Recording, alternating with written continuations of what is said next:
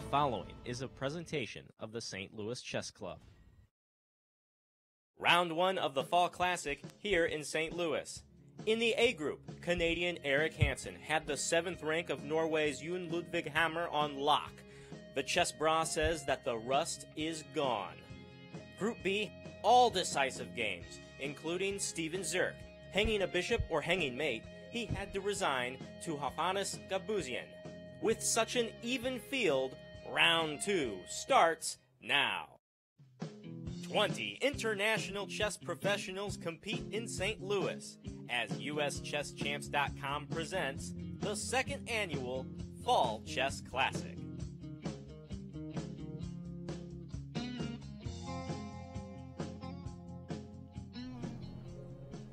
You are looking live once again at the world-famous Boardroom Tournament Hall in St. Louis. It's the Chess Club, and these players, after round 1, have shown that they are not playing around. This is serious business. Come on into the studio and take off your shoes. Join us for a while. Hello, chess fans. My name is Ben Simon, and I'm joined, as always, by international master and famous streamer, Eric Rosen. Eric, we had a lot of fun yesterday, and today was not going to be any different. It's true. We had a lot of decisive games yesterday. I think players were overcoming the first round nerves, overcoming some jet lag, overcoming sickness, and because of that, I think a lot of mistakes were made. And if the games continue to be this entertaining, I think we're going to have a fun event. Yeah, absolutely. Let's take a look at the standings in Group A after just one round. And we had a couple of decisive games, and then we had 3 draws. Eric, what's your assessment of the standings thus far? Well, I mean, Alexei Dreev and Erik Hansen getting off to very good starts. Erik Hansen especially being inactive before the Olympiad, winning with the black pieces yesterday against Hammer, just can't ask for a better start than that. So we'll see if Erik and Alexei can keep up the momentum. And of course, we still have a good number of players with starting solid with half a point.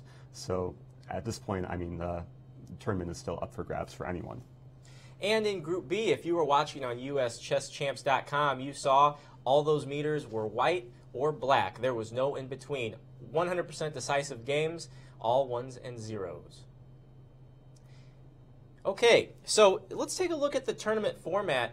This is a 2-field round-robin event. We have the A group and we have the B group, as we said. The time control is 90 minutes for 40 moves, and then after both players complete 40, they have 30 minutes added on to each clock for the remainder of the game.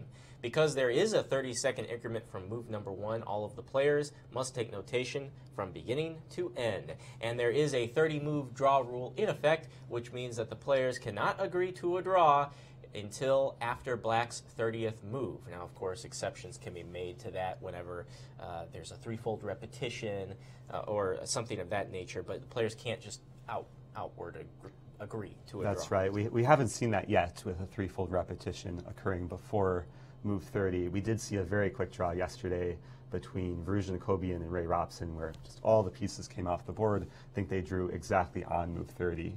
But apart from that, I mean, we're going to see hopefully a lot more fighting games. Absolutely, and I'm sure we will. Let's take a look at the tournament schedule. Now, we are entering into a stretch of consistency. Each day the rounds begin at 1 p.m. and we are on the air 2.5 hours after 1 p.m. All these are Central Time. So 3:30 p.m. we'll be with you every day until next Wednesday. And then the final day we start a little bit early to make room for playoffs if we need them, because there can only be one in each field. We know this. And along the way, we would love to talk to you. We'd love to hear from you on social media. So on the YouTube chat, we'll be looking for your questions and comments. On Twitch, I believe that our control room is looking at Twitch as well. We are streaming live there.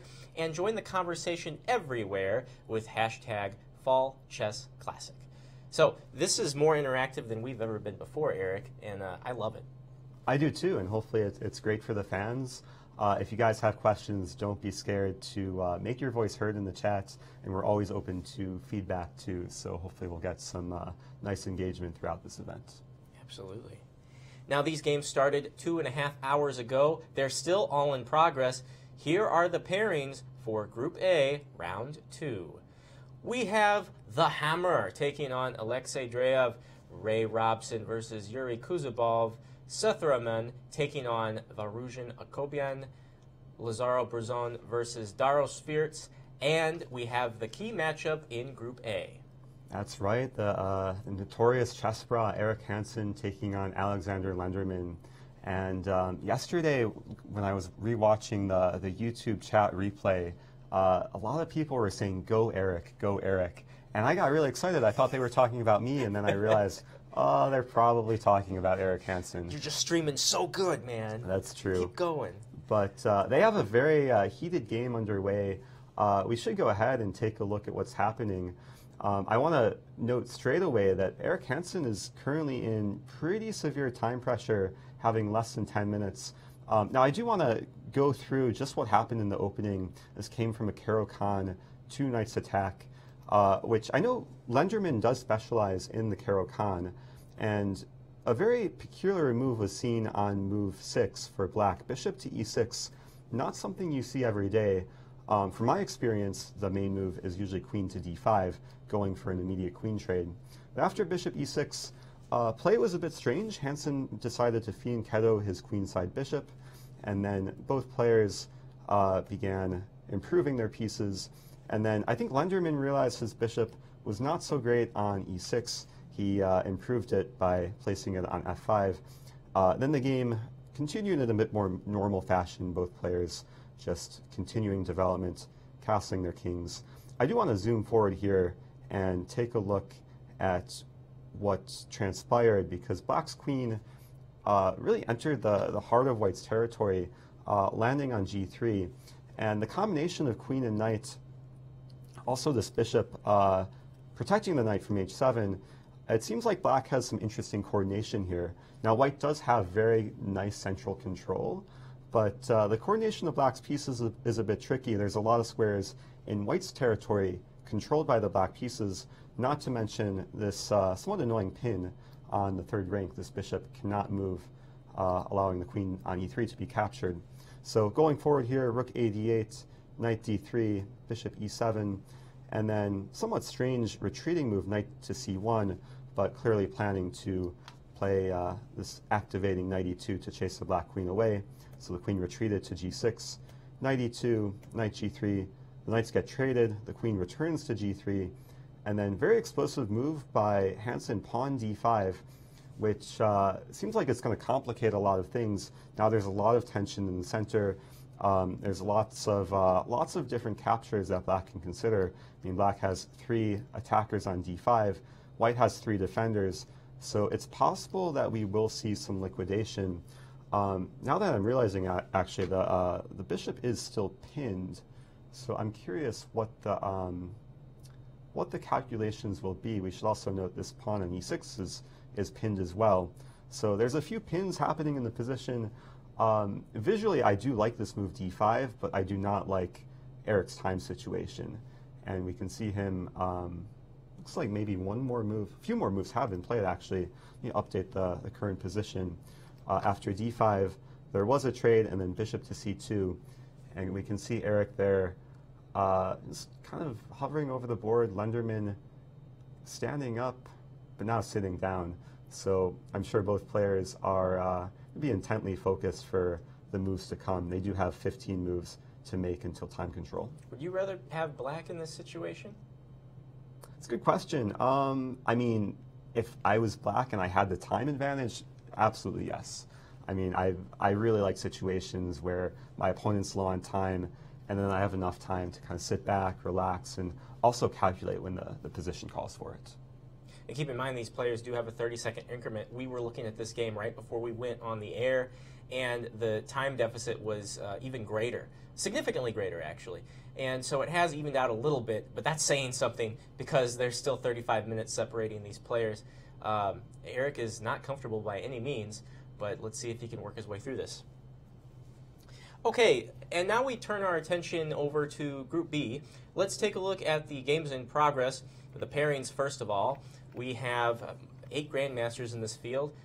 Chandra takes on Christopher Yu, who's looking for Norm City in this tournament. Conrad Holt versus Elshan Moradiabadi. Sergey Azarov taking on Danish Borosh. Brandon Jacobson versus Steven Zurich. And our key matchup for Group B. Yeah, that's right. We have the two winners yesterday, Hovhannes Gabuzyan and Ashwin Jairam, competing to potentially take sole lead in the tournament. If either player wins, they will stay perfect.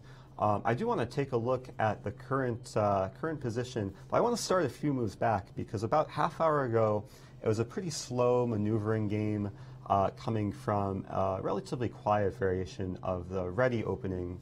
Both players were kind of minding their own business. And then right around move 24 with b takes e5, this is where it seems like fireworks begin to happen. The pawns get traded, the knight plants itself on d5, the knights get traded, and then from this moment forward, it seems like white has some nice initiative. White is now attacking the knight on c6. The knight was forced to move away to somewhat kind of sad square on a5. And then I really like the move by Gabuzyan here, pawn to c4, just unleashing this quite monstrous bishop on a1, and now there's two attackers against the pawn on e5. There's only one defender, being the queen on e7, and usually queens in chess do not like to be the sole defender. And this provoked Jairam to play a somewhat sad move, pawn f6. As I was saying yesterday, this move is not a favorite of Ben Feingold by any means. Now after c take b5, it seems like white is continuing the initiative.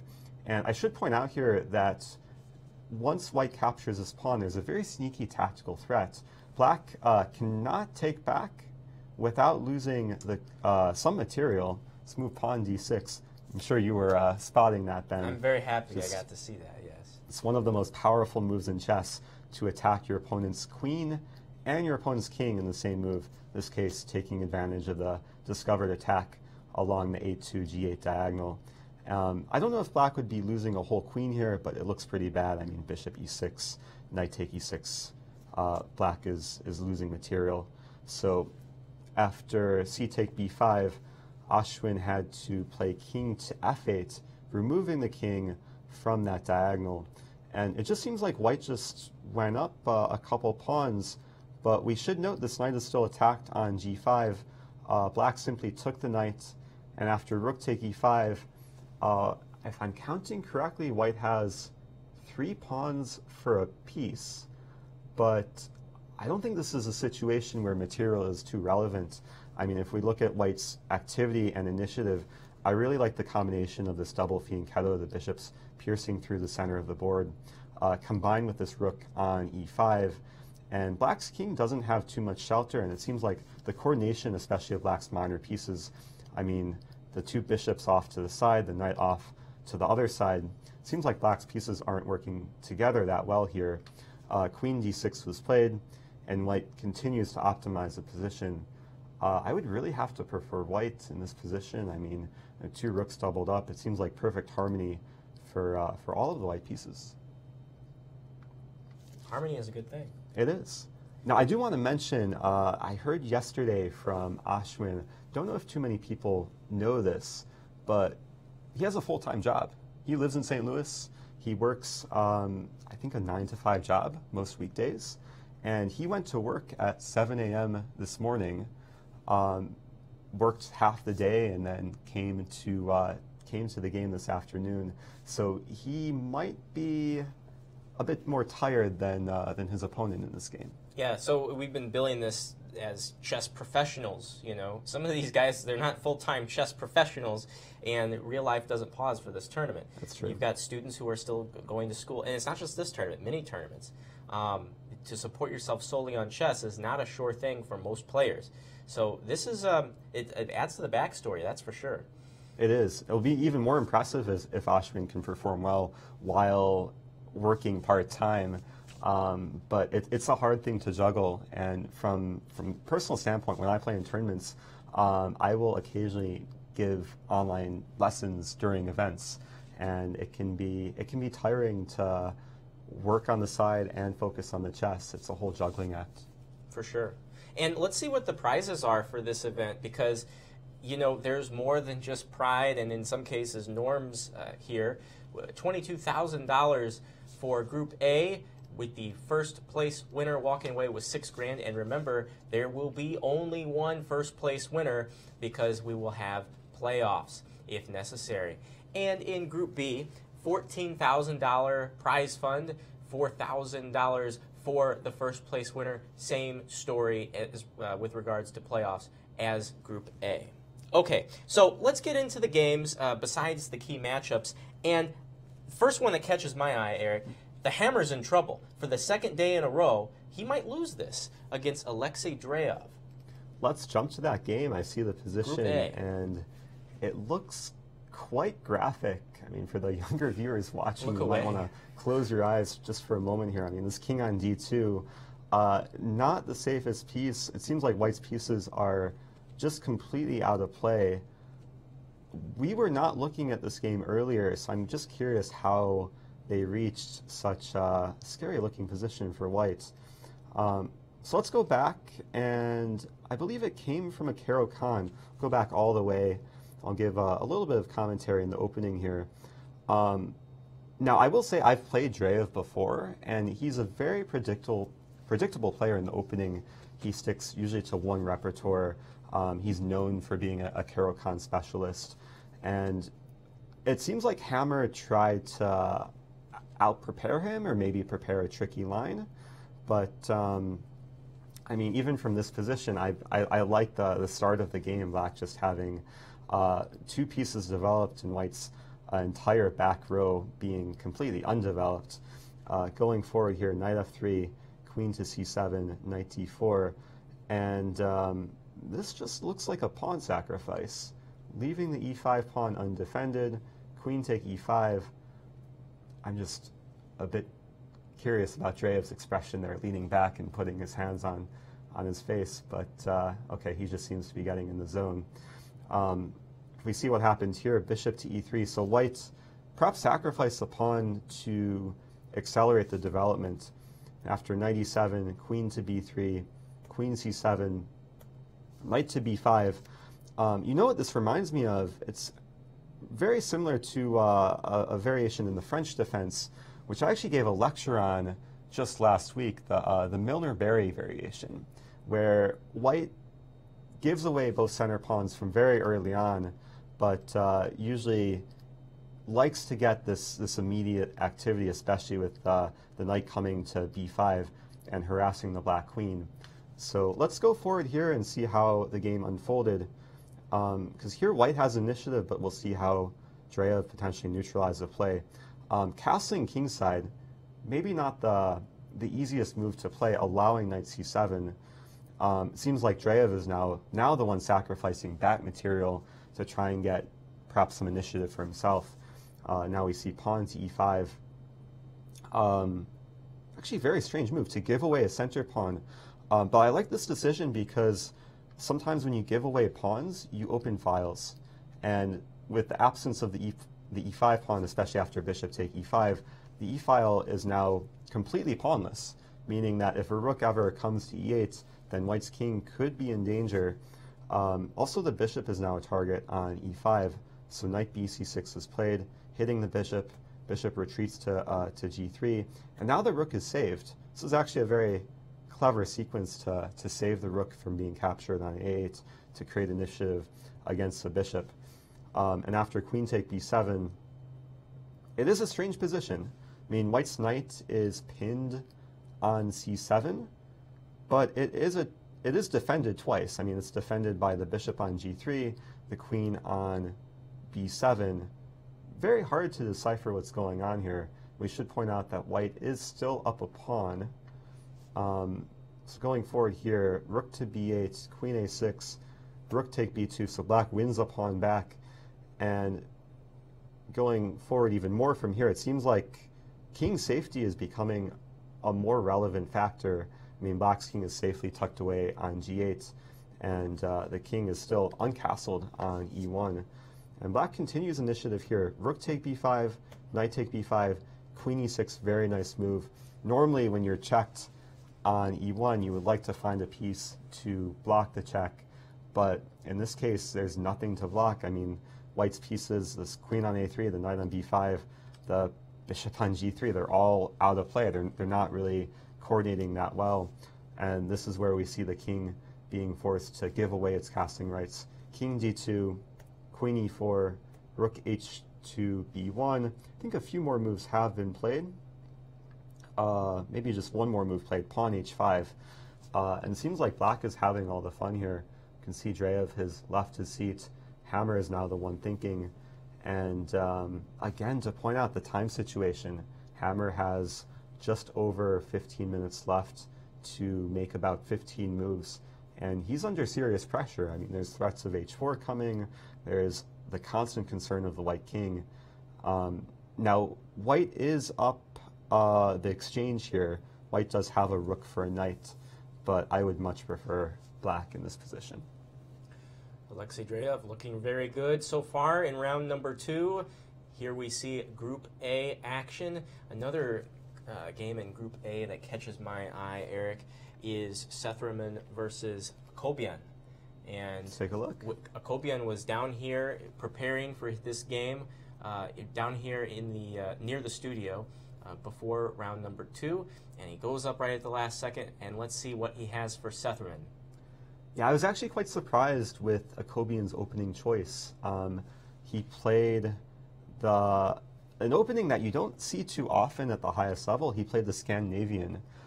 Yesterday we were fathoming the possibility of maybe seeing a Halloween gambit at this tournament, which is even more or less common. But I honestly was not expecting to see a Scandinavian in this tournament. Well, you just talked about the Scandinavian last week in a lecture here at the club, didn't you? I did. It was part of the, I think it was the amateur openings. It was the amateur openings and tips or whatever. Gambits. And I mentioned an Akopian game in that lecture. There's a U.S. championship, I think in 2016, that Akopian played the Scandinavian against Fabiano Caruana. Mm-hmm. And it was really interesting kind of opening battle. Fabiano got the best of him. So maybe this wasn't a complete surprise for Sethuraman, given that Akopian has played this opening before. Now, I will say the Scandinavian is a nice opening to play at lower levels, because it's very intuitive and it's very easy to figure out where all of the black pieces should go. Usually black has a very simple setup combining this bishop on g4, knight on f6, usually going for e6, bishop d6, knight bd7. And for players that are just starting out and that are looking for just a simple opening against pawn e4, I think this is a very nice choice, given that you can usually achieve the setup without too much difficulty. But at the highest levels, there are some drawbacks of playing the Scandinavian, mainly the fact that white gets more space with this pawn on d4. And in this specific variation, white is also getting the bishop pair. So sometimes the smaller advantages are very much valued at the highest levels. Now, I do want to zoom forward here, because it seems like both sides are completing development, trying to improve the position. But we do see this very nice kind of flank pawn lunge from Sethuraman, pawn g5, kicking the knight back to e8. Pretty sad square for the knight. And now white is continuing to improve. And after bishop f4, there's a quite annoying pin. And it seems like black is a bit tied down here. The knight is pinned, and the knight also blocks this bishop on f8 from developing. So it seems to be like a busy elevator, where so many people are like crammed in the elevator for black, and it's not easy to perhaps maneuver with so less space and so many pieces still on the board. Eric, I have a result for you in Group B. Our leader, Hovhannes Gabuzyan, has defeated Ashwin Jaram, and we understand we are going to have him in the studio in just a moment for an interview. So let's take a look at that game in the meantime. Okay, we will come back to the Akopian game, but I was not expecting to have a decisive result so soon. I mean, Gabuzyan's position looked good moments ago, but I didn't think it was that good. Let's go back from where we last left off and see how play unfolded.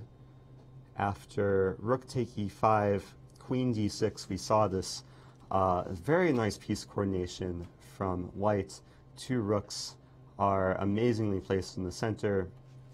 And And it seems like Ashwin, maybe not in the best form today, decided to take this pawn on a6. Does win back material, but as I've said before, material does not always tell the whole story, given that white just seems to have an amazing initiative here. Queen b2, very nice and sneaky move. There might not be a clear difference between the queen being on a2 or b2, but okay, for a strong player, we can see that the queen is now eyeing this diagonal. Maybe some ideas of rook e7 followed by queen h8. Let's go forward here. Rook to b8. Rook e8 check. Wow, just seems like just concrete calculation. Rook take e8, queen h8, king f7, queen h7, king f8, and queen take h8 with the unstoppable checkmate next move wherever the king goes. Queen g7 checkmate is coming. Now, I do want to welcome a special guest in the studio, Hovhannes Gabuzyan. Congratulations on your second victory in a row. Were you expecting to win so quickly, given the kind of slow opening? After the opening, I was very unhappy because of my position, because I messed up somewhere, but I don't know what exactly was wrong in my game. I was just trying like to keep my position more or less safe, but my opponent made one mistake, I think, and then I started already to play for advantage. Mm-hmm. Can you take us to this moment where the key mistake was made? Yeah, let's go ahead. Here I don't know. I thought that I'm playing some logical moves, but later I was very unhappy with the position I got because my opponent outplayed me here very well. It seemed pleasant for black, like black was expanding on the queen I thought side. that I'm gonna have some d4 move somewhere, but later I realized that it's nowhere is possible. Like every time either he's taking or coming with knight b6. Mm-hmm. So I just decided to not to push my pawns and just hold my position because it's not so bad. It's maybe a little passive, but I have some chances. I mean, it seemed like one of these like kind of slow grinds where both players kind of doing their own thing, and then maybe you're just waiting for some opportunity. Yeah, I was just trying to hold the position because I don't have no d4, no c4. Here h5 was already. I don't like h5 because here I played h4 with idea maybe to play somewhere king h2, bishop h3 to try to trade the bishops. But I was not sure. I just played h4 because I didn't see any ideas for white. But here I thought that h6 is a very good move because now it's h5 is never good for white. After g5 I will lose this pawn somewhere. So I don't know what I was going to play after h6 honestly. And h5 gives me a lot of chances. Now I have the g5 square and black knights are on the queen side, and usually these like g4, g5 squares are being used by knights. So I thought that it's already a mistake. And yeah, I'm trying to imagine here how black can someday get a knight to this sure, g4 and square. I can have my knight on g5, and it will make some pressure on his king side. So, yeah, here I played knight f1 with the following idea of how it happened in the game. Yeah, maybe that was a good maneuver, like bishop g4 and queen a2. Yeah, I really like the queen on a2. It seemed like a very useful square. It's not so square. easy to play for black because my next moves are knight e3 and some knight e5, and I was thinking about some c4, maybe not exactly here, but with general idea to lock the pawn on the bishop on a1.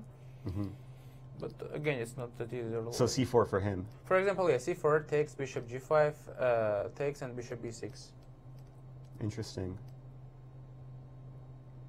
And maybe you would play something like knight e3. Yeah, knight e3 and knight b6 probably. Well, it's not a simple position. Maybe black even is better, because bishop on a1 is. After c4, probably I can play somewhere d4. It's interesting move. So c4, d4. I thought so. Maybe here. Seems like this will offer Well, perhaps it's better complicated. chances Yeah, for black. of course, it's some chances. After the queen e7 was already a terrible mistake, because now knight e3, and I think it's horrible position. Yeah, there's just so much nice alignment here with your rook, your queen. After a couple of moves, like I activated all my pieces. This knight d5, and here I believe last mistake was to take knight d5, because it's already after knight e5 c4. I don't know. I don't see any moves for black. So yeah, it seems like a dream come true given your setup like all earlier. my bishop on a1 became maybe the strongest piece on the board, so I'm gonna attack black king.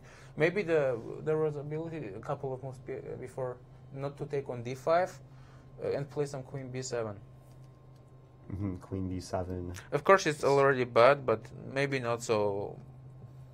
Maybe there are some chances because after knight d5, I think it's almost lost. Yeah, it can be difficult when like you let the advantage or the kind of balanced position slip, and then sometimes it leads to this downward spiral effect. Because it seems like that's what happened to him, where just a few mistakes snowball. At this point, I was like super epic because a couple of moves before I was thinking about just to hold my position. Here it's c4. Maybe there are many options, but I decided just to take the pawns. Yeah, I mean, this just seemed visually just crushing for white. At least I can take anywhere in g5 and have 4 pawns, but I thought some mating guide. Here after rook e1, I don't know how to hold. Because queen b2, maybe the only move to create some problems for me was c4. Because now like queen b2, it's c3 is coming, and bishop c3, queen a6. But I'm sure it's also winning, but I don't know how exactly. I was thinking about like to take on c4 and play rook e7 maybe. Yeah, it seems like there's if black great takes, chances I for can white take here. and play like a7 even, or just try to bring my queen to c3, maybe queen b3, or anyway, I think it's winning, but maybe that was not so easy as in the game because after queen a6, queen b2, there is a mate. Yeah, it seemed like a very, very instructive play, just in terms of opening up the position, getting your pieces to good squares. After your win yesterday, you seemed very serious in the studio. We were getting some comments in the chat that you don't show too much emotion necessarily when you win. Is this just a matter of keeping a poker face, or are you? I'm sure you're pleased with yourself. Yeah, within, well, right? that's, how to say, I'm always like this because I'm never, when I'm winning, I'm running and smiling, but I'm satisfied because, well, I played a good game. I got some bad position in the opening. I tried to hold, and later, I don't know, I find some good ideas, so I'm satisfied. Very nice. And what's your strategy for the rest of the tournament? Are you going to just keep doing what you're doing? Do you know who you're playing tomorrow? Well, I'm not concentrated like on every single game. I'm just trying to play a good chess, that's all. Just Fair relaxed. enough. Well, I will let you go. Congrats on 2 victories in a row. Thank you. And best of luck in your next games. Thank you. So I believe we are going to take a commercial break, and we will be back with more coverage of the 2018 Fall Chess Classic. Stay tuned.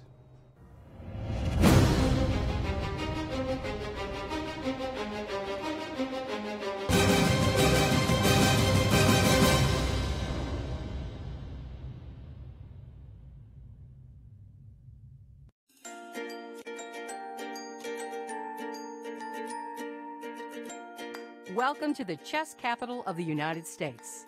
The St. Louis Chess Campus, in the heart of the vibrant Central West End, has established itself as a premier global destination for chess and is comprised of 2 unique nonprofit institutions.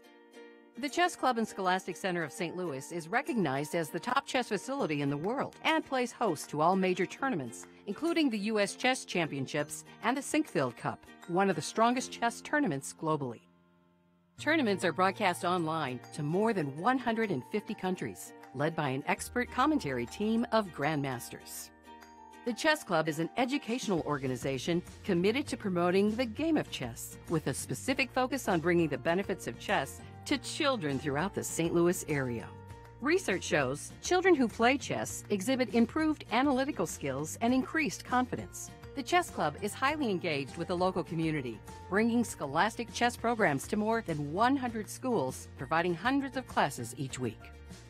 Directly across the street from the Chess Club is the World Chess Hall of Fame. This one-of-a-kind cultural institution invites visitors to experience chess in imaginative ways and is home to the U.S. and World Chess Halls of Fame. Cutting-edge exhibitions feature rare, historic chess artifacts paired with world-class art. Innovative programming explores the intersection of chess, art, and culture. Visitors can enjoy interactive programs designed around the exhibitions and monthly music in the galleries. The World Chess Hall of Fame is nothing you expect and everything you love. 3 different galleries and a premier gift shop highlight the culture, history, and creativity behind the game. Come visit, play chess, leave enriched. To learn more about the St. Louis Chess Campus, visit stlchesscampus.org. Be surprised. And we're back. Welcome back to round 2 action of the 2018 Fall Chess Classic. My name is Ben Simon. I'm joined by international master and famed streamer Eric Rosen. Eric, there's a lot going on, but let's give due process here. We were looking at Setu's winning position against Akopian. What can we see from this position if we go back? Yeah, I think there's a lesson to take away that Scandinavian might be a somewhat dubious opening among the highest levels. I do want to go to where we last left off in the position where White was just seemingly completely dominating with the minor pieces, more space. After this bishop planted itself on e5, White is in full domination. Bishop is pinning the knight to the queen, also applying pressure to g7 after queen d7. It turned out this bishop on f8 was just overworked after knight take d6, bishop take d6, bishop, pawn c4 first, knight c7, and then bishop take g7. White just went up, seemingly a clean pawn. Zooming forward here, seems like White just managed to keep the advantage, and Black is still quite passive. Pawn b3, rook h8, such a sad move, but perhaps scared of the potential for bishop take h7.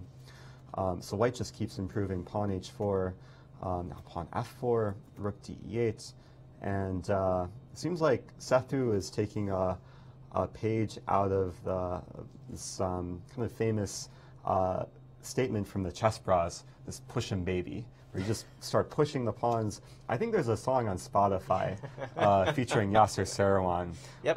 That's called Push 'em Baby, and it's what this position is reminding me of, just kingside pawns being constantly pushed down the board, and it doesn't stop. Pawn g6, provoking pawn f6, and now we see very nice defended pass g-pawn on just 2 squares away from queening. It's going to be a valuable asset for White going forward in the game, and it just seems like White is in full cruise control. Pawn d5, nice explosive move. This reminds me of the Eric Hansen game. We saw this exact pawn formation, very aesthetic pawn chain, with 2 black pawns being able to capture on d5. But seems like White now wants to open the position and create some additional targets on Black's queen side. Most notably, the queen is now being unleashed to target the a7 pawn. And this is very common. When you push pawns, you open up lines for your pieces. And that's what we're seeing here. The queen is being opened up, the rook potentially having more scope on the d-file. It might also be that this bishop wants to come in someday, maybe to e4, but we'll see how this unfolded. Trade on d5 occurred, and then queen take a7. Now the black king completely unsafe here. Queen a8. Turns out the queens just got traded, and White is up a pawn. This knight is just so sad on g7, rook hg8, and now rook f7. I think one more move was played, pawn to c3. This brings us to the current position where White just seems to have a massive advantage. Really admire the play by Sethuraman in this game. Really gradually growing his advantage from the opening, having the 2 bishops, having more space, and putting the clamp down on Bruzon Akopian, who is not an easy player to beat. What would Setu's progress be from here? Rook h to d1, looking to put it on the 7th rank? Yeah, now he is taking his time here. Rook ht1, certainly a very simple and logical move in the position. Usually when you're reaching these endgame stages, you want to look to put both rooks on the 7th rank. I gave a lecture at the St. Louis Chess Club just about a year ago called Pigs on the 7th rank, and they're called pigs because they just like to eat everything in their path. Although you hate that name. Don't necessarily like the name pig, but it does apply to this position. Now I do have to note that a potential blunder for White would be a move like rook h3. would be completely shocked if this happens, but at first it looks logical given that white is simply wanting to take the pawn, but this would allow the nasty rook e1 check. Not quite checkmate, but it would force white to give up the bishop. So white does have to be a little bit careful about back rank ideas. So I do like this move going back, rook d1, maybe preparing rook d7, maybe to start with a4 and then go for rook d7. And it seems like black is just tied down here. I mean, this knight is a bit stuck on g7, and I mean, the knight could capture on h5, but this g6 pawn is always going to be supported by the bishop. And I mean, the simple idea of a4 and rook d7 seems quite strong here for white. I'd like to take a look at another endgame, hopping a skip over to Group B, Akshat Chandra versus Chris Yu. And there's a white knight on the board, and then it's all pawns. This is a game that we have not taken a look at yet. Christopher Yu, the youngest player in Group B, against Akshat Chandra, one of the youngest players in Group B. And we do see this material imbalance. Maybe we can go back just a few moves. We see that white did have an outside pass a-pawn, which can be quite strong in many endgame situations. Usually in the opening, you want to focus on having your center pawns, but in the endgame, sometimes the outside, especially pass pawns, can be a lot more valuable. And it seemed like this was the case here after king f2, king e7, knight b5. Now there's no way for black to stop a7, which will ultimately lose the bishop. Pawn d5 played, a7, bishop take a7, knight take a7. I'm counting material here. It seems like black just has one pawn for the knight. Might still be a matter of technique, but I would expect Akshat to win this position without too much difficulty. Do you think it's going to come soon? It could very well come, yeah. Actually, a few more moves have been played. And we should also note that Christopher Yu is in very big time pressure, having just over 2 minutes to make about 5 or 6 more moves.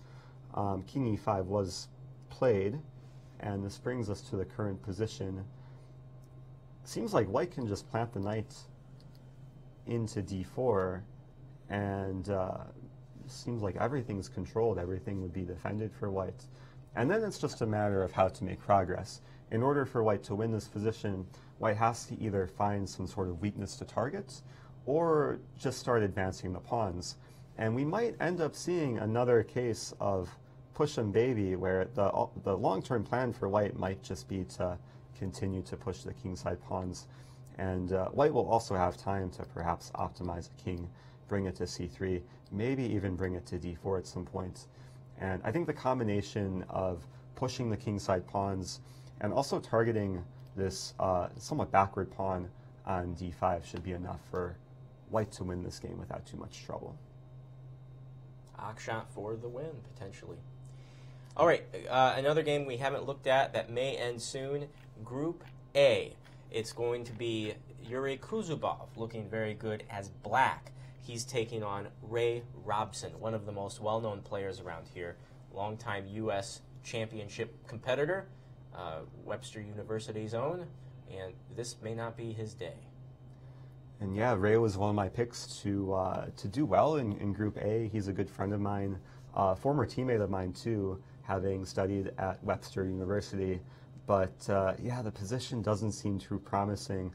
I do want to go back to an interesting moment much earlier. It came from a somewhat offbeat variation of the Petrov defense, where it seemed like Ray sacked the exchange very early with bishop take f6, queen take f6, and then left this rook hanging on a1, grabbing the bishop on d5, allowing queen take a1, and then played knight to c3.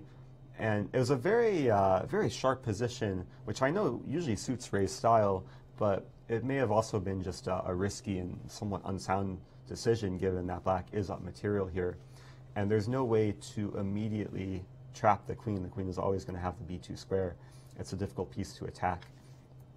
So going forward here, Ray did try and seek some compensation, targeting the f7 pawn, bishop e7, d4, king b8.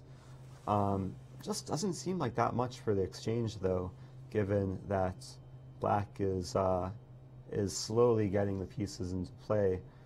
I'm curious. I guess if rook d2, the queen could escape via c1, so the queen is still not getting trapped in that situation. So bishop f3, bishop f6, and now it seems like white is the one under pressure, given that there's some targets.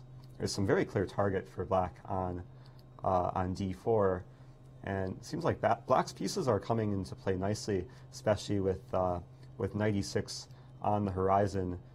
And a lot the of game potential. is over. Game just ended. They played a lot of moves there at the end very quickly. Let's zoom forward here. It seems like black just held on to the extra exchange. After queens get traded, there's far less hope for white to get any attack. And king g2, I think a5 was the last move. King g2, rook e d8, and then a5.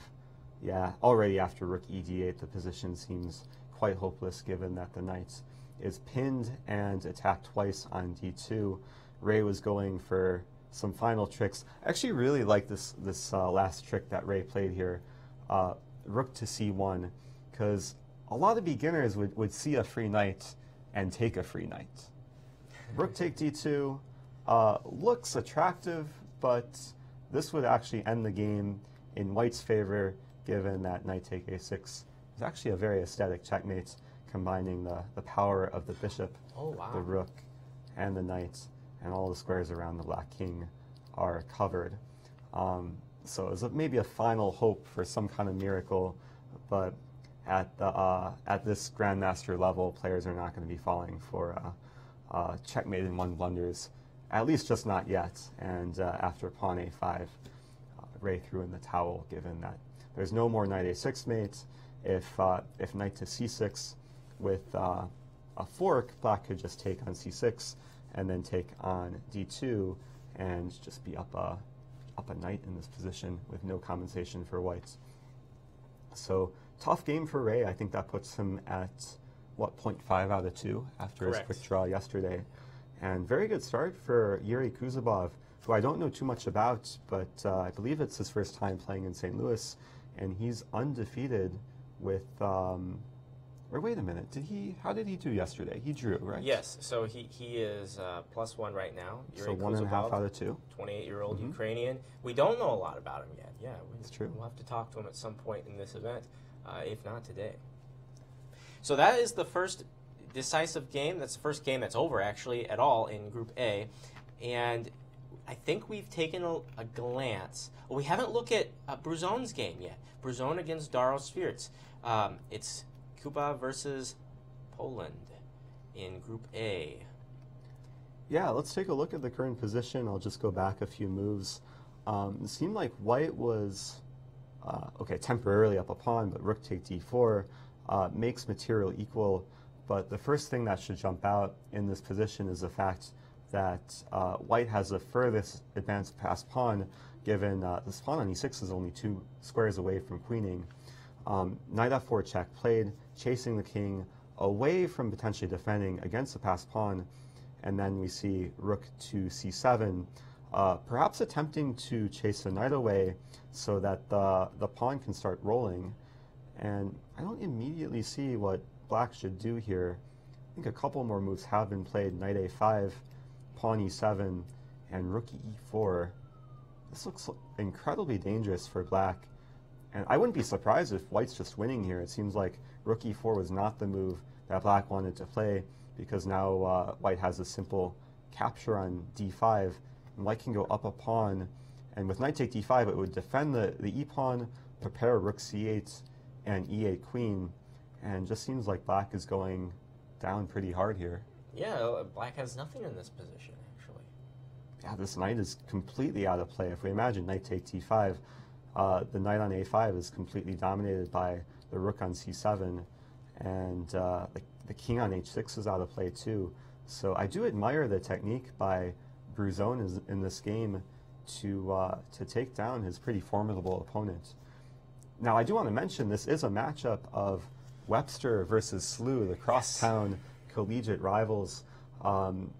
Darius Swiertz, of course, playing for the St. Louis University chess team, and Lazaro Bruzon is a new student at Webster University, so I wouldn't be surprised if these players play many more games over the coming months or years. To have a tournament like this a few years ago, you'd have to fly a lot of people in from around the country, some internationally, and now because of the local colleges and universities and the scholarships and the teams, it's amazing that a lot of them are local, even though their flags may say otherwise.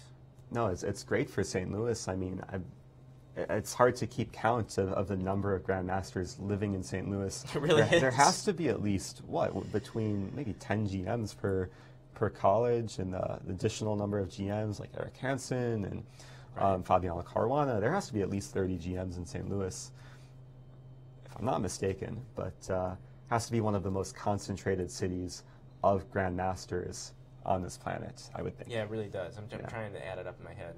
I can't. Yeah. It's tough. We'll need to do some independent research there. Hey, look, we have another result in Group B. Chandra has indeed won his game against Chris Yu. And Akshot's got to be in a really good mood after that when he gets on the board after an unfortunate day for him yesterday. Yeah, we can see that there was not much fight left for Christopher in this game. I mean, the final position basically says it all. This king is completely restricted. White is going to start a king walk, just capture the c-pawn, keep walking up the king, and there's no active play for black in this position. So tough start for the youngster Chris Yu, losing the first 2 games. But it's a long event. There's 7 more games to be played, and at this level, you just have to take it one game at a time and just try and regroup for the next game. One of the games we haven't taken a look at in a little bit is Eric Hansen versus Alex Lenderman in Group A. And our Canadian friend is maybe not too comfortable right now. Alex Lenderman is a longtime competitor in the U.S. Championship. He's been here for if not every U.S. Championship we've had here in St. Louis. No, that's very true. He's used to playing in St. Louis, and I know he takes chess very, very seriously. I mean, recently coming from Batumi, he didn't play any games, but he was coaching the U.S. Olympia team. I'm sure he spent a lot of time delving into opening preparation, and sometimes this is a nice situation to be in, to be a coach for one event and then a player for a later event. Kind of gets you in form and ready to fight. And we can see he's fighting pretty hard in this game. The combination of queen and bishop eyeing down the white king side, which is quickly running low on shelter. And speaking of running low, Eric Hansen's time is just dropping below a minute. I'll be playing on that 3 more increment. moves to play until time control. The last move, let's go back a little bit, see what happened. Bishop take h3 was a nice move to take advantage of this pawn overworked on g2, and then bishop b7 was played. I'm a bit curious why white's time is ticking here, because it should be black's move. Let me update the board. Aha, rook c2 played, and now we see all of black's pieces staring down against this g2 pawn. Rook a8 check. King h7 looks forced and was played. And I'm trying to see if another move was played. Bishop to e4 check. And then There we it'd be get a great if close-up we of could the zoom board in there. there. Bishop e4 f5. Seems like this bishop is shut out, and white is just running out of any sort of counterplay. And hands have been shaken. Yeah, this is just a completely winning position. The bishop on e4 not only attacked, but it's tied down to the g2 pawn, so bishop takes c2 would just run into queen take g2 checkmate. And otherwise, I mean, bishop f3 runs into rook c1, so tough game for Eric, especially after a nice win yesterday. it's not always easy to keep up the momentum and win game after game, especially when you're playing in such a strong field like this. Right. Congratulations to Alex Lenderman on that victory. And let's see. We have. I had a very important point I wanted to make, Eric, and I can't remember what it was for the life of me. I wish I could help. I'm sorry. Yes. I'm so sorry. Why'd I even bring it up? You should not have brought it up. Keep that in mind. Oh, CDK on YouTube. Yes, asking about the time control. Guys, if you want to know more information about the format, be sure to check out uschesschamps.com, and you can check out the format, the embedded video, to the Chess24 console. It's all right there. Just click on live at uschesschamps.com. 90 minutes for the first 40 moves. After Black hits that 40th move, both players will have had 30 minutes added to their clocks. And then after that, there's no more extra time added. There's just 30-second increment from move number 1. That's very true. So there might be some games that extend beyond the length of this broadcast. Yes. But there is a game that is being requested in the Twitch chat by the username of the King's Gambit, saying that the Hammer Dreev game looks very interesting. So let's go to that and see how play is unfolding. When we last saw this game, White's king was quite exposed in the center, and it seems like not much has changed in that regard. And now we can see the Black queen still quite terrifying on d3 for White. Now both players are running low on time, with about 5 moves to play until the extra time is added.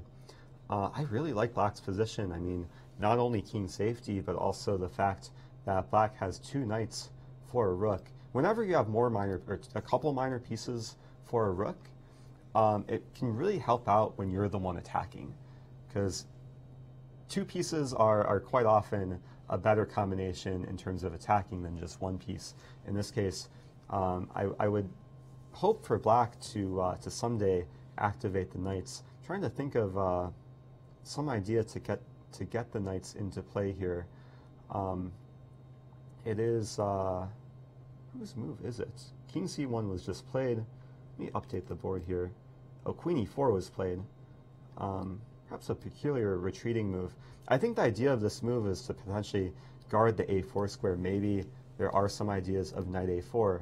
And if we can imagine Black gets the knight to a4, Black would be attacking the rook, but also threatening the very nice queen to e1 with the king running very low on squares, given the knight would control b2, the bishop would control c2, and this would just be about, not quite checkmate, there would be queen d1, but it seems very delicate for White to hold on here. So both players sitting at the board, you basically have to stay at the board when both players are low on time. And now it's up to White to figure out what to do. I'm not seeing too much counterplay. The Black king is so safe on g8. This bishop appears to be doing nothing. I would like, if I were White, I would like to play something to grab the initiative, something aggressive, maybe like queen to b5. But honestly, this doesn't seem too useful. Actually, I'm realizing there would be a nice response, knight a4, leaving this knight undefended. Well, wait, go back. One moment, I do want to show. Are you hanging mate though? Well, knight a4 controls b2. No, queen c2, right? Oh, queen c2, checkmate in 1. That's very true. So I was thinking of queen e8, or queen to e1 mate. Okay. But no, queen c2 is that's a big threat much more efficient. So White's queen is tied down to the c2 square. And with additional ideas of queen e1, that's not going to be so fun for White. I was thinking of some move like f4, guarding the e1 square, but there's also the h1 square for Black. And there would still be ideas of perhaps knight a4 attacking the rook and potential queen h1 threats. So it seems just about hopeless for Hammer in this game. Right. I wonder if we have any players down in the near the studio for interviews. I'm seeing our studio door kind of rumbling. Yeah, that usually Might be means- some people locked out, yeah. Yeah, or maybe not, you know. So, you know, some players, you know, they're like, man, I really don't want to talk to these guys. I got to get out of here. I got to go get a sandwich or something. I'm hungry. It happens, yeah. No hard feelings, though. I think one game that we haven't looked at yet, which I do want to glance at, it seems quite interesting, is the battle between Sergei Azarov and Denis Borosh, who, I mean, Denis coming off Denis lost yesterday. Tough game to Elshan. How did Azarov do yesterday? Azarov won his game. He won his game, so... Yeah, we really didn't pay that game a lot of lip service, but yeah, he was victorious. So if we look at the current position here, we see Black's last move. Actually, let's go back a little bit, because it seemed like Black had some nice initiative, starting from this position with pawn c5, attacking the knight on d4. I do like the setup that Denis has employed here with both rooks on the two center files, and as we see, queen take e4, rook take e4, knight b5, rook e2. A pig has entered the second rank, rook on e2, targeting the bishop, provoking bishop h4, where now the bishop seems a bit out of play. Maybe there's ideas of g6, but Black just continues initiative, bishop take f5, and White has some issues to worry about. The c2 pawn attacked twice by both the bishop and the rook, and perhaps not the easiest pawn to defend. We do see knight a3 was played. And let me update the game here. Knight a3, pawn d4. Very nicely fixing these center pawns and simply controlling more space. We see king c1, perhaps planning rook d2, to rook d e8. Rook d2 is played. And now bishop to d6, and Black's pieces are activating nicely. Sometimes this is the power of the bishop pair, especially if the bishops can come to useful center squares. They can just control so much area of the board.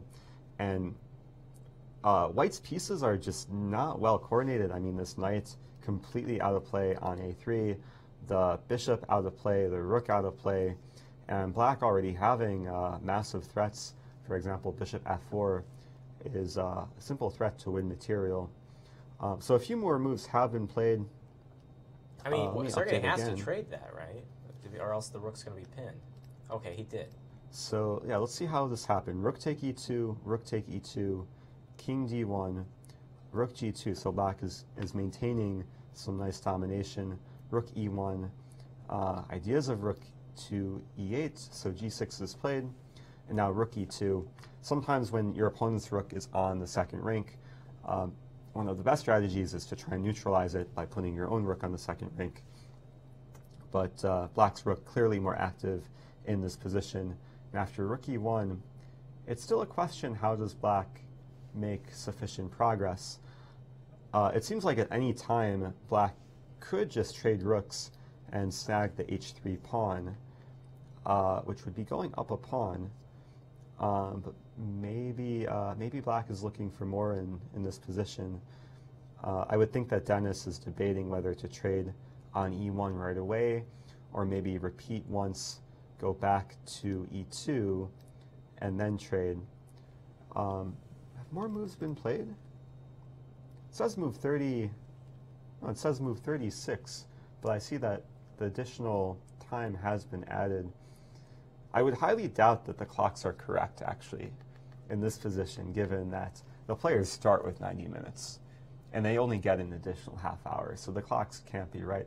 I don't know if we could zoom in there, if the camera resolution is high enough to see the clock times. It might be awfully dark. You know, yeah, it's these DGT. It's the closest thing to perfect we have, and sometimes those clocks display a little time. It's just 3 minutes and 9 seconds. Okay, yeah. So 55 seconds on White, 3 minutes on Black. So they are actually both in time trouble then, if they're still behind move 40. Seems like White is the one thinking in this position. I see the rook is on e2. So it seems like this Well, did occur. It says that black is on move here. Maybe this isn't completely accurate. The DGT board says that black is on move, but the clock shows that white is on move. So we'll see what's going on here. Yeah, I'm a bit perplexed given that white's on move, and it looks like there's a black rook on g2. So maybe what happened is bishop take h3 was played. Yeah, now we see the bishop on h3. And now the rooks are getting traded. So this is how Dennis decided to win the pawn. And this just seems like a technical endgame. Black being up a pawn. This g5 pawn is a little bit annoying because it clamps down on the 3 kingside pawns for black. But I mean, it seems like at some point black should go for king g7, h6, and then just have 2 connected passers on the king side. And actually, excuse me if I miscounted, but black is actually up 2 pawns in this position. So I think this game should be over relatively shortly. Seems like white doesn't have much counterplay. Knight b5 was played. Would expect bishop to b8 here. Just keep everything defended. And yeah, black should be cruising to victory. We have a couple of results to report. First of all, in Group B, Jacobson and Zirk have drawn their game, which is the only draw of either field this round thus far. In Group A, Bruzon has defeated Spirits, and so far it's all decisive games there. That is Bruzon's first victory after coming off a defeat yesterday. And so that puts him back. He's got to be feeling good after that one. Do you have that game handy?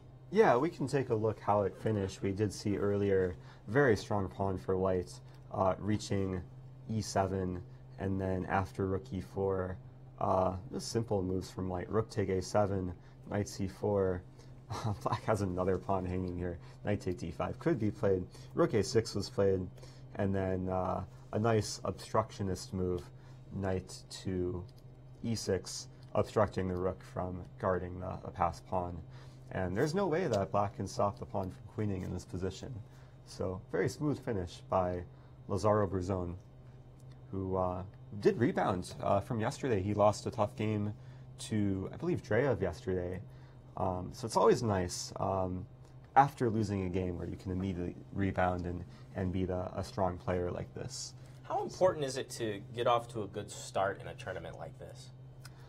I think it's very important. I mean, if you can get the momentum early on, it can carry you a far way throughout the event. So you believe in momentum? I do believe in momentum. I think it is a factor. Maybe it's more psychological, but I think it can be even more important. Like if you get off to a slow start, that you don't completely fall apart, but that you're able to regroup, move on from the past, kind of acknowledge your mistakes, but don't let it get to you psychologically, because it's happened before, especially in these it's kind of one game a day formats where players will kind of have this downward spiral effect that you don't want to be sucked into that situation.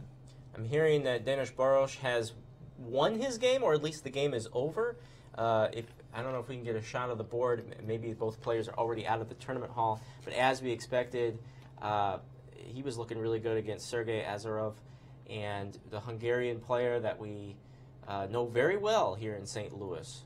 Baros looks to have won his game. Yeah, it's still not on the DGT board, but I'm told the game is over. We still see the white time ticking from 90 minutes, but after bishop b8, it seems like white had enough, given that there's no active play, 2 clean pawns for black, number of ways for black to convert this position. a6 could come, king g7, h6 could come, and yeah, nice rebound from Denis, given that he also lost yesterday. So I mean, this is what we like to see, a lot of back and forth, a lot of decisive games. And sometimes tournaments at this high level, you see a lot of draws, but that's not what we're seeing in this event. Not at all, man. Like, you look at a tournament like the Sinkfield Cup, which is super strong, and he brings in this amazing viewership, but you're going to see a lot of draws. This is not the place to come if you're looking for draws, and you're probably not. There's one game we haven't looked at all, though, Eric, and that is one that is still in progress in Group B. Conrad Holt versus Elshan Moradiabadi. Let's take a look. Yeah, this game was not even under my radar. Maybe I was looking earlier, and they had some crazy position, really crazy position where white was down a piece, but perhaps had some strong attack. I do want to jump forward to the current situation because a lot has happened since then. Of course, if viewers do want to see the full game, you can check it out on Chess24 or uschesschamps.com. But let's go forward here to the current position. And right off the bat, I'm counting a lot of pawns for white. White has 6 pawns in this position, black has 4 pawns, but black does have 2 pieces, 2 minor pieces for a rook. So it's very imbalanced. I'm not actually sure who would be better in this position. I do want to say that when I was first starting chess, I had my very first chess coach told me something which I didn't believe at first, but over time I realized is very true, is that whenever you have a rook for 2 minor pieces, the rook does need to be accompanied by a few pawns to level out the material balance. So my first coach told me that 2 minor pieces is usually worth a rook and 2 pawns, not a rook and 1 pawn, which seems a bit contradictory to the whole point value system in chess. 2 minor pieces are 6 points, rook and 2 pawns are 7 points, but in many situations, 2 minor pieces working together against a rook can be a lot more valuable. And that's why I'm not sure what's exactly going on here, because in my opinion, material is about level, and it can sometimes come down to piece play and who can better coordinate their pieces and who can create passed pawns, because this is an endgame situation. Black does have a passed pawn in e6, not the most impressive passed pawn, and meanwhile white has 2 outside passers on g3 and h4, also not that impressive. So both players might be looking to push at sometime soon. It is white to move. Now I don't think the clock times are correct because they just reached move 40, so we can expect Conrad to have maybe just under half hour left. And he is thinking in this position, perhaps pondering how to make progress here. I mean, some initial ideas that I would look at, I would really like to start advancing the G or H pawn. Right there, Eric. So we do see, okay, he has about 25 minutes left. The problem for white is you can't immediately advance either pawn without losing a pawn. G4 loses H4, and H5 will lose the pawn on H5. So white might have to work around this, maybe try and find a way to improve the rook on E1, perhaps some idea of rook D1 check, but I'm not sure if that accomplishes too much. Another idea that I would consider in this position looks a bit odd, but sometimes you have to be creative in situations like this, is to put the rook on H1. So rooks normally like to be behind passed pawns, and then put the king on G1, and then maybe start advancing, start with H5 and then G4. Seems a bit awkward for the setup of the white rooks, because usually rooks like to be connected in the endgame, but this might be one way to make progress. Conrad just pushed his king to H3 instead. King to H3. Perhaps another way to make progress. Let's go back a move. King H3 was played. Seems like his idea is to play King G4 in order to support the pawn on H5, and then maybe later play Rook H1. This might be an improved version of what I was thinking, because he's using the king as a useful piece rather than just a passive piece. And I don't immediately see how black will try and prevent this. A move like bishop to H5 just runs into a fork. Pawn G4 should just be winning a piece.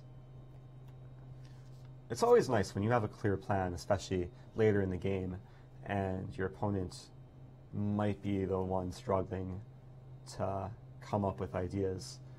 So I mean, just at a glance, I would probably pick white here, just given that there's a clear plan in the position, and whenever you have a plan involving pushing pawns, it can be easier to play. So what do you think here? Is this still up in the air? Is it kind of even? I mean, I would slightly prefer white, but I think it's I think it's going to be a long game.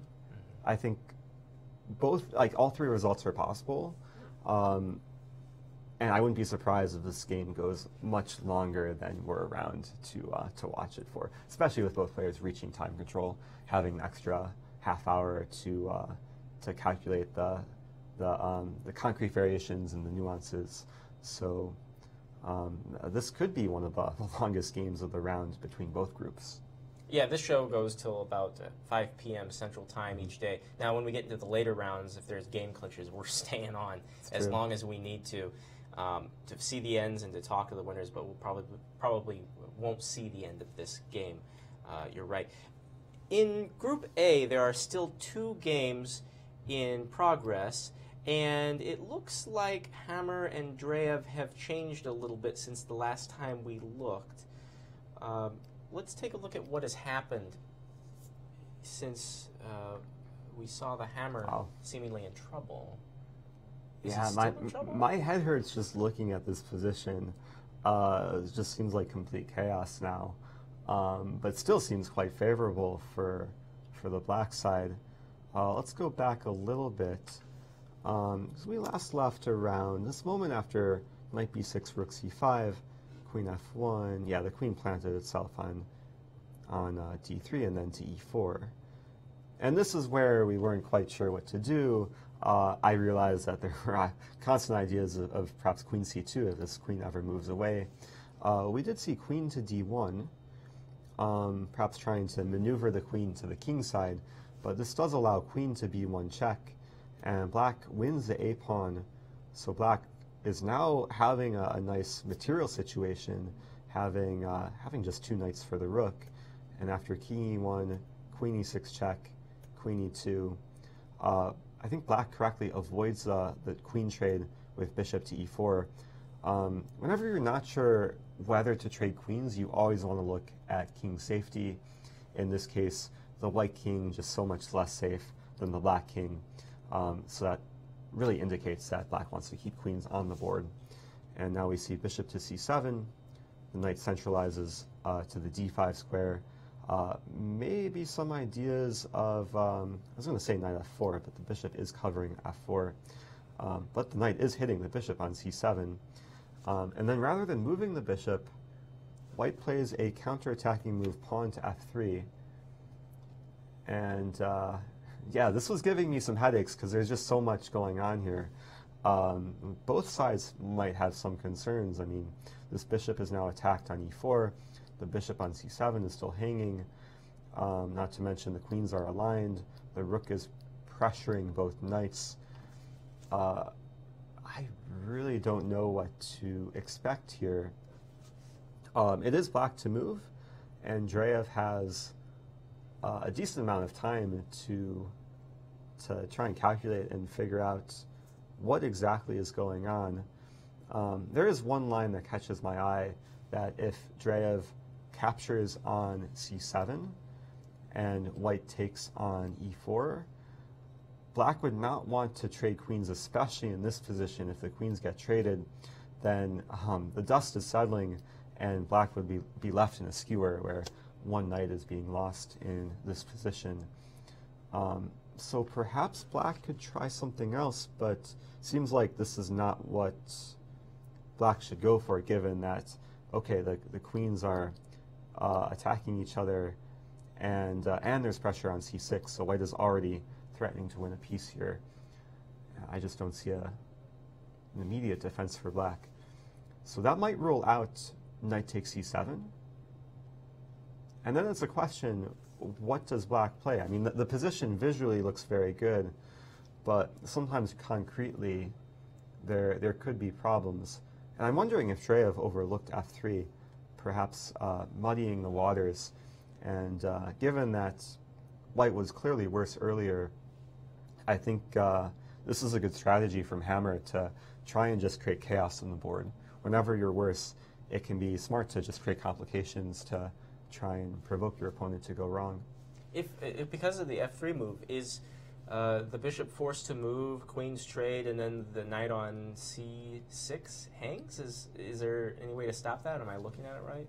Yeah, that's a good point. I mean, white has a clear threat here of taking the bishop, and wherever the bishop moves, you're absolutely right that the queens will get traded, the knight will be lost on c6.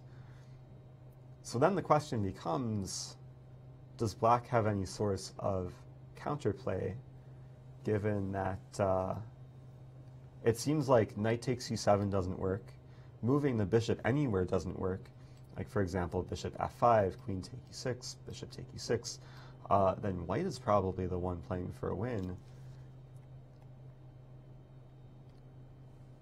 Sometimes you have to rely on process of elimination. I'm not seeing anything immediate. Oh, there is one idea that I'm seeing, with some purpose of targeting the rook on c5. Now, I should point out to everyone watching, I'm not using any engine here, so it's difficult to jump to any immediate conclusions, but I'm sure viewers watching, if you want like a precise answer of what's going on, you can go on to Chess24 and get an immediate answer. But from a human perspective, I'm seeing this loose rook on c5. I'm realizing that any kind of normal move for black doesn't lead to anything, so that would allow me to consider some move like queen to g6, taking advantage of some geometry across the board. It does leave the bishop hanging, but it eyes a g1 square. And if black can get in queen g1, the king and the rook on c5 would be attacked. And maybe this is some line where, okay, the pawn could take queen g1, the king moves, queen take on c5, and black should be coming out on top. But now I'm wondering if queen captures on e4, this should also be okay for black, because queen g1, and then the queen comes back, and black is holding on to both knights. So don't take my word for it, but I would probably be inclined to play queen g6 here, and or at least start calculating queen g6, given that it does make an immediate counter threat, and I don't quite see what white is doing from this position to counter queen g1. So it seems like Dreev is entering the tank here. Like he's been thinking for a while from this position. Not sure if we have the most accurate move time. Just updating the board here. It says the last move was played 16 minutes ago. I'm not sure if that's entirely correct, but I mean, I would probably still prefer to be black here given this queen g6 resource, but we'll have to see what happens. It wouldn't surprise me though if it's been 16 minutes since the move. I mean, this is a big deal to think about for Dreev. This f3 move. Yeah, and this is move 41. So sometimes when you get that additional time, you just want some time to settle down, relax, and calculate concretely. He is reaching for the c pawn, move that did not take a look at. Knight takes c3. This was the top move suggested by the Chess24 engine. I didn't want to spoil it. So you're using the engine, okay? I'm just glancing at it. So knight takes c3 was not under my radar. And I'm trying to figure out what's going on here after the simple rook takes c3.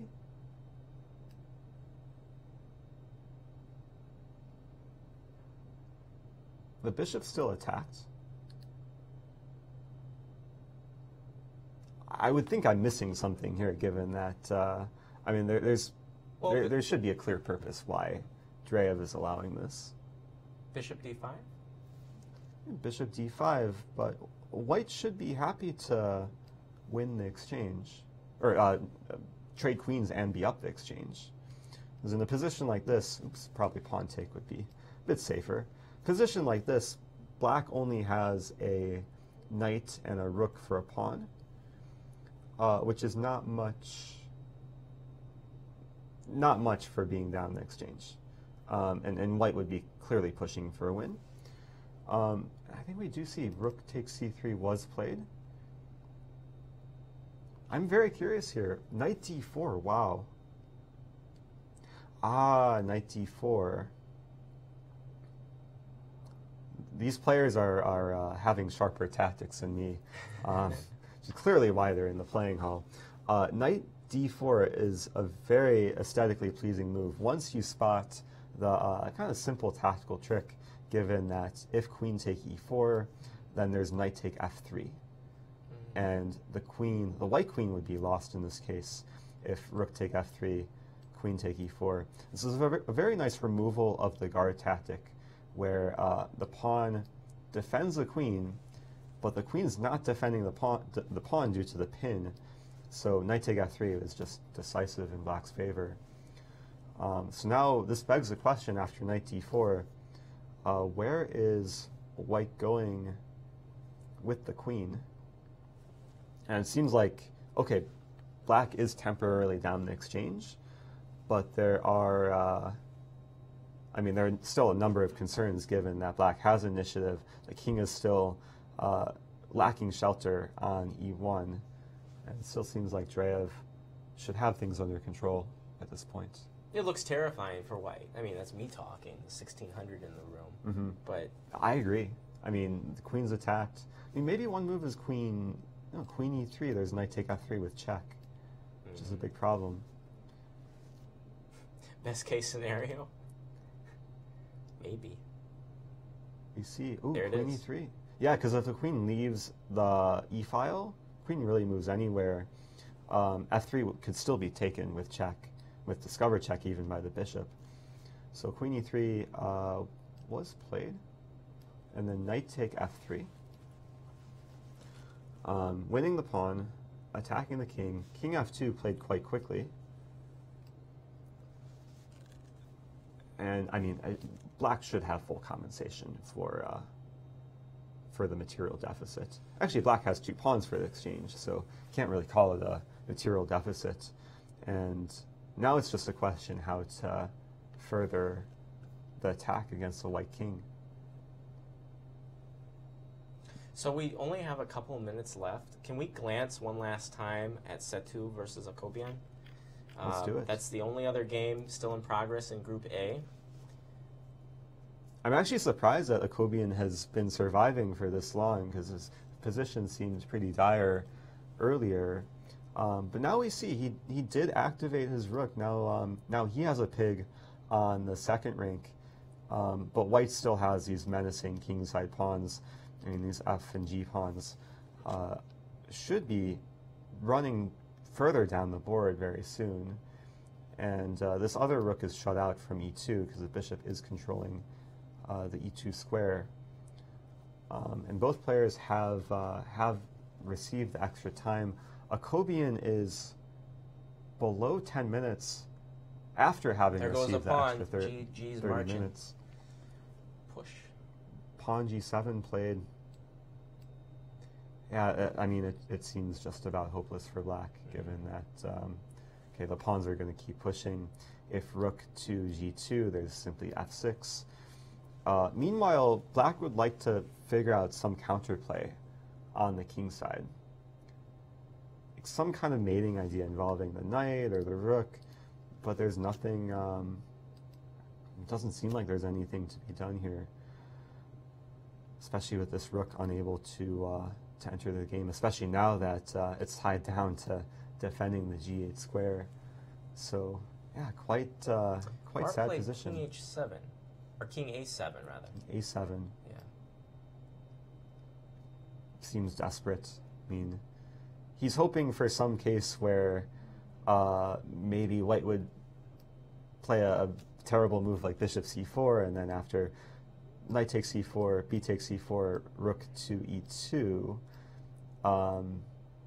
and then the game could switch gears, given that, okay, now rook take a2 is coming, and the idea of king to a7 is that white's not queening with check. And this might even be winning for black, given Yeah, it that looks there's like it. mating threats. But okay, Sethuraman is not going to play bishop to c4. He still has to make some progress. Maybe just a move like rook f7, ideas of rook f8, also ideas of f6. Seems like it should do the trick.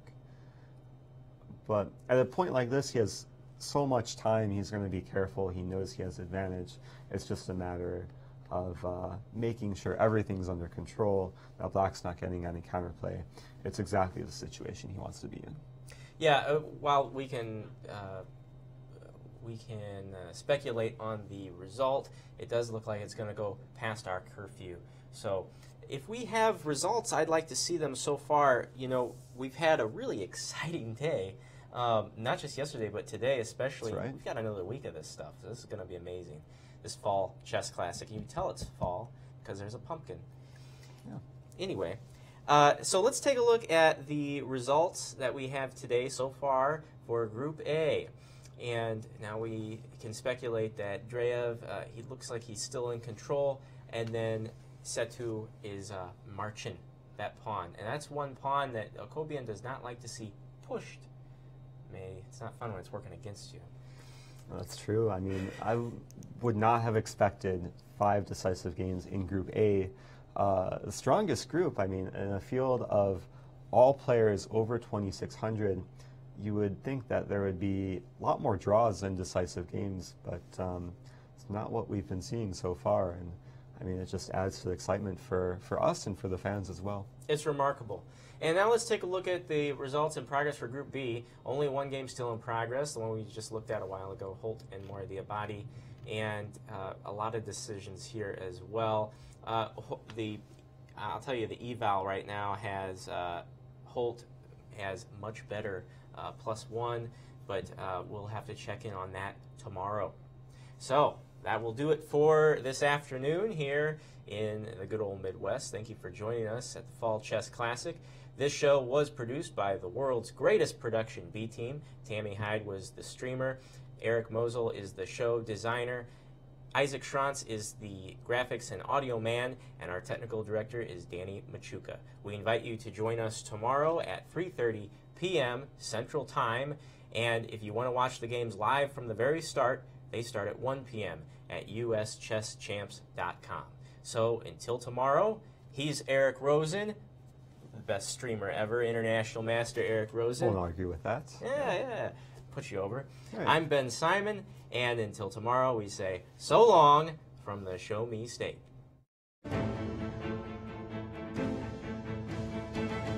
This has been a presentation of the St. Louis Chess Club.